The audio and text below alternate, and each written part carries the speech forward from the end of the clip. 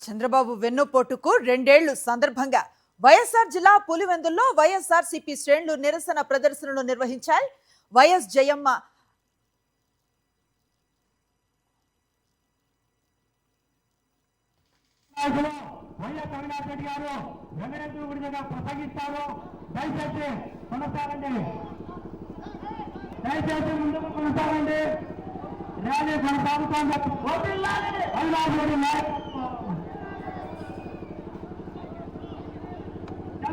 ప్రాంగణం వద్దకు చేరుకోవాల్సింది కోరుతున్నాం.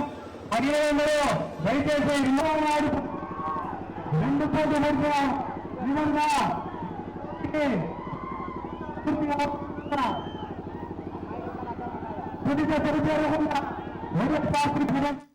చంద్రబాబు వెన్నుపోటుకు 2 ఏళ్లు సందర్భంగా వైఎస్ఆర్ జిల్లా పులివెందులలో వైఎస్ఆర్సీపీ శ్రేణులు నిరసన ప్రదర్శనను నిర్వహించారు.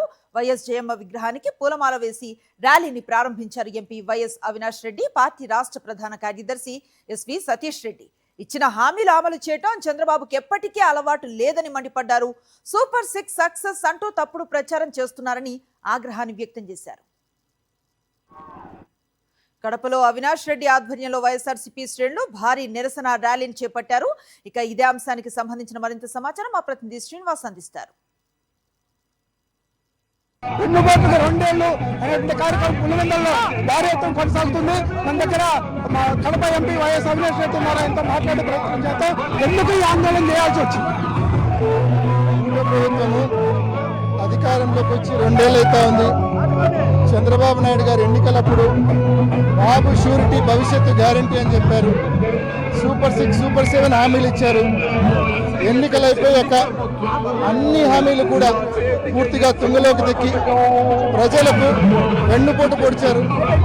ఆ కారణం చేతనే ఇవాళ వైఎస్ఆర్ కాంగ్రెస్ పార్టీ మా నాయకుడు జగన్మోహన్ రెడ్డి గారి పిలుపు మేరకు రాష్ట్ర వ్యాప్తంగా ఈ నిరసన ర్యాలీలు చేస్తూ ఉన్నాము. మీరు చూస్తూ ఉన్నారు ఏ స్థాయిలో ప్రజల స్పందన ఏ స్థాయిలో ఉందో మీరే గమనిస్తూ ఉన్నారు. అంటే ఈ ప్రభుత్వం పట్ల వ్యతిరేకత, ఈ ప్రభుత్వం మమ్మల్ని మోసం చేసిందన్న భావన ఏ స్థాయిలో ప్రజల్లో ఉందో ఒక్కసారి ఆలోచన చేసుకోమని, అర్థం చేసుకోమని చెప్పి కోరుతా ఉన్నా. ఇప్పటికైనా ఈ ప్రభుత్వం మొత్తం నిద్ర నుంచి లేచి ఇప్పటికైనా ఈ ప్రభుత్వం ముందుకొచ్చి ఇచ్చిన హామీలు ఆడబిడ్డ నిధి కావచ్చు, నిరుద్యోగ వృత్తి కావచ్చు, అన్నదాత సుఖీభవ కావచ్చు, అమ్మఒడి కావచ్చు, ఇచ్చిన ప్రతి హామీని కూడా ఈ ప్రభుత్వం ముందుకొచ్చి అమలు చేయాలా. రైతులకు సంబంధించిన పంటల బీమా, ఇన్పుట్ సబ్సిడీ చెల్లించాలా. అదేవిధంగా విత్తనాలు, ఎరువులు సకాలంలో ఇవ్వాలా.